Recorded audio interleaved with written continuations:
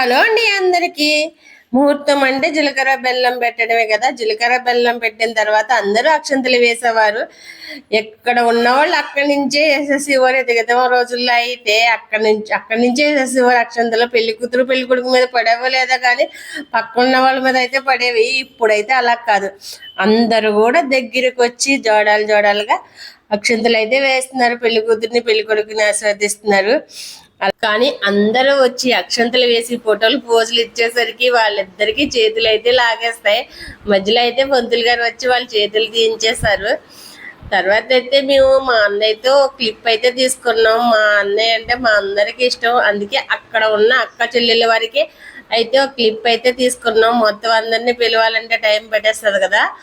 తను ఎదురుగా నుంచున్నదైతే మా చిన్నత్త అనమాట. మా చిన్నత్త లేని పెళ్ళంటూ ఉండదు మా ఇంట్లో. ఫస్ట్ అయితే మా అత్తని పెడతారు అందరూ కూడాని.